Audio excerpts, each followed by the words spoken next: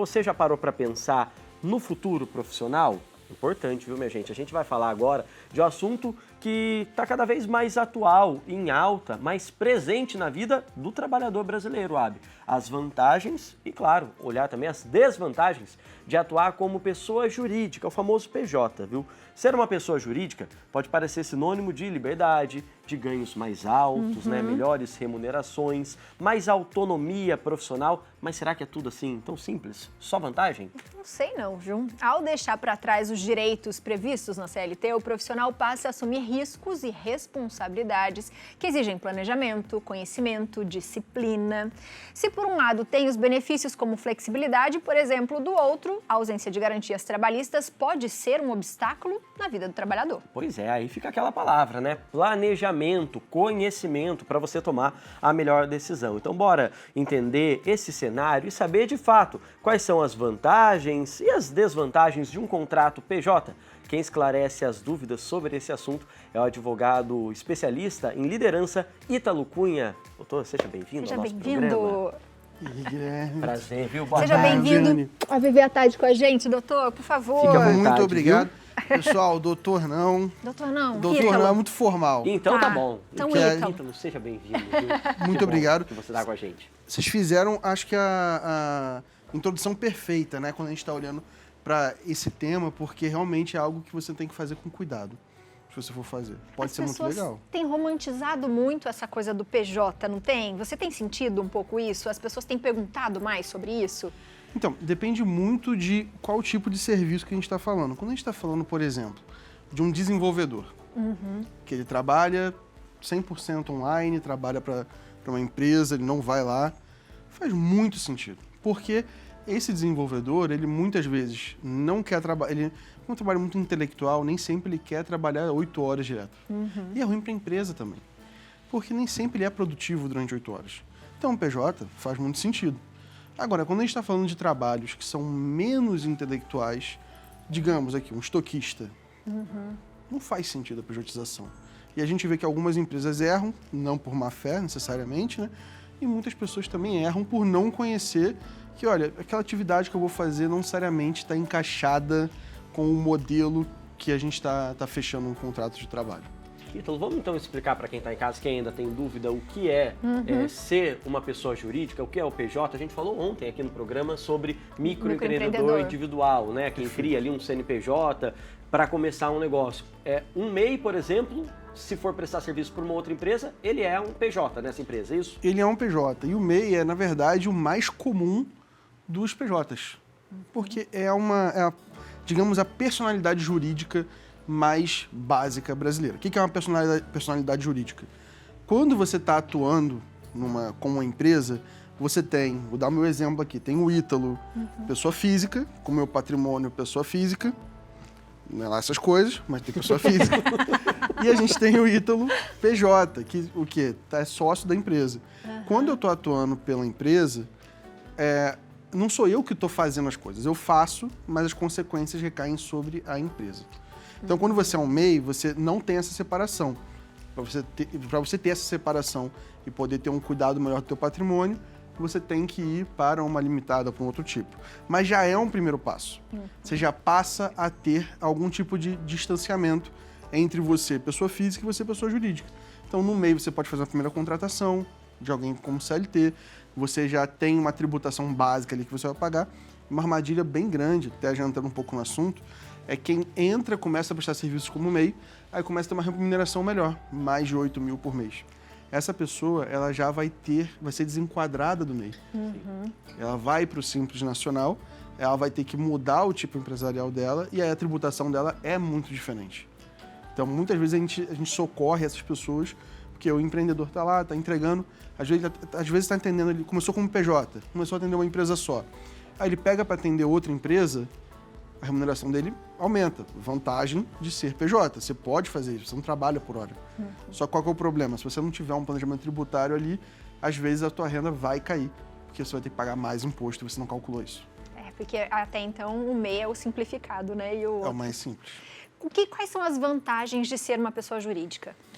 Então, se você vai operar no Brasil prestando serviços sem estar dentro do regime CLT, você tem que ser uma pessoa jurídica, é obrigatório. Senão a Receita vai bater lá na tua casa, tá? Ela vai lá para conversar contigo e perguntar o que está acontecendo. Da onde está vindo esse dinheiro? E ninguém quer receber uma carta da Receita. É verdade. Então, assim, você é obrigado a ter. Para você ser um PJ, você tem que escolher, ou você vai pelo MEI, que é a primeira etapa, mas tem certos limites e não tem uma divisão patrimonial. Então, a sua responsabilidade, ela é uma responsabilidade ainda meio que como pessoa física. Então, é problemático para você. Ou você vai para uma limitada, que é, na minha visão, a melhor escolha. Não é tão mais caro assim. A tributação ela é diferente, se não feita de forma inteligente, você vai pagar pouco ali. E aí você passa a ter uma divisão. Você tem vários tipos societários. O que são tipos societários? São formas de empresa que o governo te chama. Mas para fins de PJ, o que importa aqui para a gente vai ser a limitada. Não vamos falar sobre sociedade anônima, sobre esses outros, porque são empresas de muito maior vulto, é muito mais complexo. Então, para a gente poder atuar, um PJ que está precisando de serviço como, digamos, designer, para uma empresa, duas empresas, ele não vai abrir uma sociedade anônima. Então, acho que não cabe nem a gente entrar. Então, na limitada, você tem uma divisão entre você e a empresa. Você tem conta da PJ, você tem tributação da PJ, você tem que se dar um salário. O dinheiro cai na conta da empresa, mas não é seu dinheiro. É dinheiro da empresa. E para você poder manter seus direitos, você tem que estar pagando o boletim lá do INSS. Você tem que declarar, você tem que ter um prolabore. E uma vantagem é que, como você está se pagando um salário, você pode definir um salário X e você pega o resto desse valor, quando você tem um resultado positivo, pô, paguei as contas aqui da empresa, deu tudo certo, sobrou R$1.000. Você pode distribuir isso como dividendo, o que é isento de tributos, nossa legislação atual, porque você já tributa, é complexo, é chato, né? Já tributa outras formas à empresa. Então, acaba que você consegue, às vezes, pagar menos impostos como PJ, o que é uma vantagem. Então, assim, funciona. Qual que é a outra vantagem? Você não trabalha por hora. Você vai entregar. É demanda, né? Então, você entrega ali, você pode atender 2, 3, 4 empresas. Talvez seja a melhor forma de começar a empreender hoje. Você começar com um PJ. Por quê? Você está fazendo o seu trabalho ali, você pega o que você faz para uma empresa, você leva para outra e para outra. Daqui a pouco você contrata outra pessoa. Então, isso te dá uma segurança no empreender. Mas tem seus riscos também, né? Não são só... Tem alguns probleminhas que a gente tem que falar depois. Pode falar já. É isso que eu ia pedir, isso, né? Já aproveita. Pode falar já. Pra gente estar nesses riscos e onde tem que estar a atenção das pessoas. Perfeito. Quando a gente está falando de você prestar serviços para uma outra empresa como pessoa jurídica, um risco que a gente tem é que você tem que assumir toda a responsabilidade sobre a sua vida. É um passo muito legal. É empoderador começar a empreender. Mas qual é o problema? Você tem que ter um planejamento. Se você está trabalhando como CLT e você vai virar PJ, antes de virar PJ, você tem que fazer um pé de meia. Você tem que guardar ali uns 6 meses de renda. Pô, então é muita grana, né? Mas para você ficar tranquilo, você tem que guardar isso. Porque você não vai ter, por exemplo, um auxílio-desemprego. Você não vai ter algumas... Não vai ter FGTS. Você não vai ter 13º. Então, você não tem férias. Não tem férias. É que eu tenho tempo que eu não tiro férias. Eu esqueci que férias existe. Eu já não estava nem levando isso em conta. Mas férias, para você tirar férias agora, a empresa que está te pagando não necessariamente vai pagar. O ideal é que você se planeje. Então, quanto que eu vou cobrar pelo meu trabalho? Não dá para ser o seu salário base que você cobrava na outra empresa que você estava. Você tem que somar todos esses encargos e aí o valor que você vai pedir já vai ser maior. Seu você tem que convênio, o seu transporte, mesmo se você trabalhar em casa, mas quando precisar do transporte, você já não tem nenhum esses direitos que para quem é CLT é convencional, né? É o convênio, é a cesta básica ou vale alimentação, nada disso é obrigatório quando é um contrato PJ. Né? Exato, e também é muito uma questão de eu quero isso para minha vida? Porque assim, no meu caso, eu sou empreendedor. Assim, não tem como, eu não me vejo hoje trabalhando para outra pessoa, só para meus clientes, que aí eu sou 100% empregado deles. Funcionário deles, sim. 100%, mas assim, eu não me vejo hoje não empreendendo, mas é o meu perfil. Tem muitas pessoas que às vezes olham para o PJ e pensam, pô, que legal, fulano tá ganhando a mais ali como PJ. Tá ganhando 1/3, 2/3 a mais. mas às vezes a pessoa não tem o perfil. Às vezes ela gosta de um pouco mais de segurança. Isso é algo muito importante para não afetar o bem-estar dela. A própria capacidade dela em entender como está a vida, se está funcionando, se não está dando certo. Então, antes de virar um PJ, para a gente não entrar, não cair nas armadilhas, nas desvantagens, cara, fazer conta, tem que guardar um dinheiro, tem que entender esse seu perfil, porque você não vai ter 13º, não vai ter vale alimentação, você não vai ter... A empresa não vai entregar para você o que você precisa para fazer o seu trabalho. Então, digamos que você precisa de um computador. O exemplo do designer, né? Precisa de um computador, a empresa não vai te dar computador mais. Você vai ter que arranjar um computador. Isso tem que estar no preço que você vai cobrar. Pode ser uma ótima oportunidade para você crescer. Exatamente. Só que você tem que ter o perfil e tem que ser feito com muito cuidado, principalmente se você tem família. Quando você é solteiro, tá saindo da faculdade, saindo da escola, pode ser algo que faça sentido para você ali para já começar a correr. Mas se você tiver família, você tem que tomar muito cuidado nessa transição, porque você vai ter que pagar o plano de saúde dos seus filhos, do seu marido, da sua esposa. Então, tudo isso acaba contribuindo para você ter um cuidado maior na hora de tomar essa decisão. Que, cara, é uma faca de... Assim, pode dar certo, pode dar errado. Depende muito de como você vai tomar a decisão e como você vai se planejar para isso. Até porque tem meses, por exemplo, que pode acontecer de você não ter aquele ganho esperado, porque é por trabalho, né? Geralmente faz mais por trabalho. Então você tem que ter muita organização para falar, e esse mês que deu alguma coisa errada, eu perdi tanto. Né? Isso pode ter oscilação, né? Perfeito. E planejamento é aquela questão do planejamento mesmo. Olha, se eu vou me pagar um salário X, vou pagar um salário de R$3.000, eu não posso cobrar R$3.000 para o meu trabalho. Então, se a minha remuneração, o meu prolabore, que é o que a gente fala que é o salário do empreendedor, vai ser R$3.000, o que você vai cobrar da empresa tem que ser R$4.500, R$5.000, R$6.000. E não entendo mal, faz sentido para a empresa, tá? Sim. Faz, né? Porque ela também não está gastando com você. Para uma empresa, ela ter mais pessoas jurídicas é melhor para ela ou não? Aí, ó. Como um bom advogado, né? Depende. Depende. Porque se ela for do lucro real, faz muito sentido ter prestadores de serviço. Porque você consegue abater algum desses prestadores na sua nota, no que você vai pagar para o governo. Sim. Se for simples nacional, tem uma coisa chamada fator R. O fator R, ele vai fazer um cálculo ali com a tua folha de pagamento e vai entender em qual tributação você se encaixa.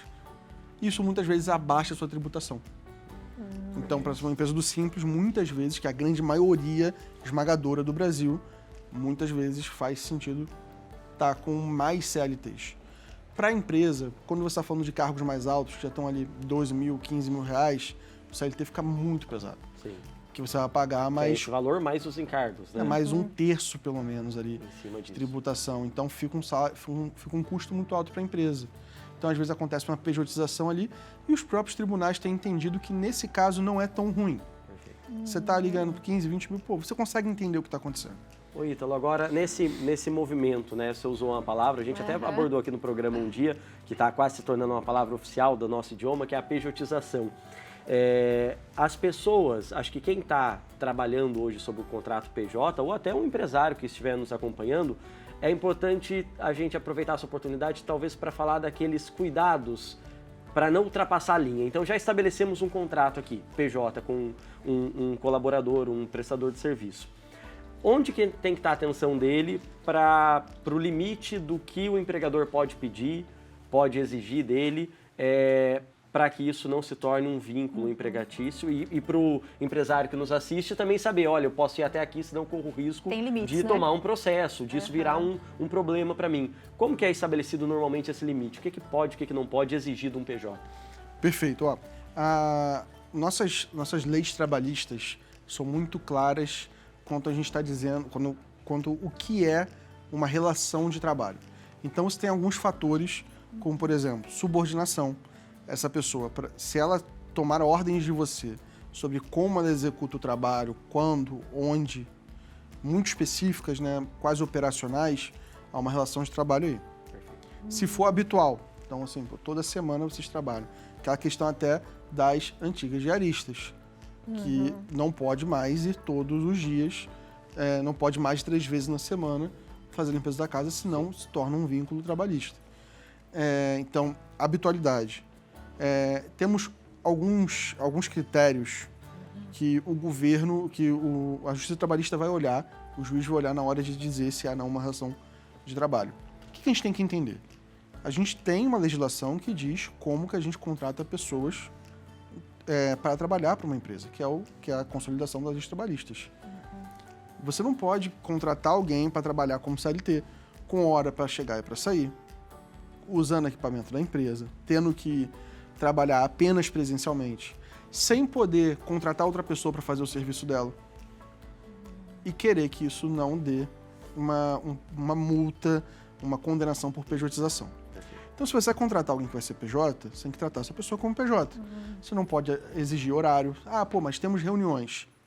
Reunião, ok. Se tiver no contrato, faz sentido. Mas você não pode exigir que as pessoas entrem às 8 e saiam às 5.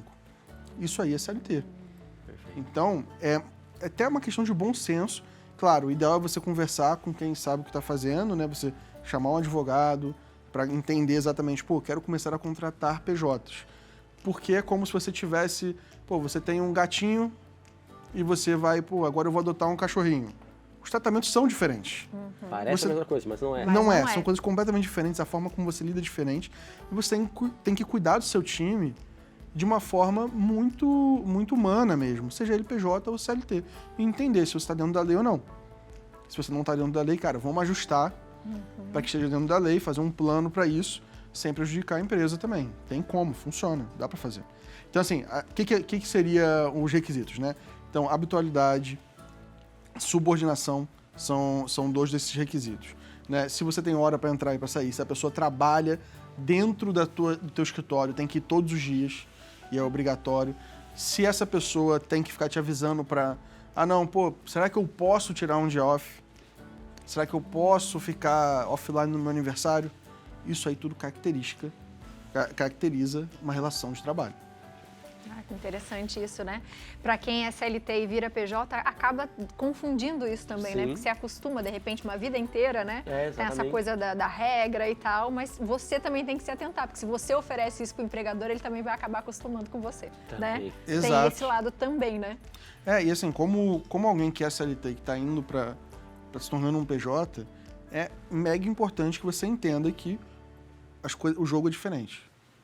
Então, assim, como um PJ, você tem muito mais autonomia, você pode fazer seu horário, você decide como funciona ali, como você vai entregar.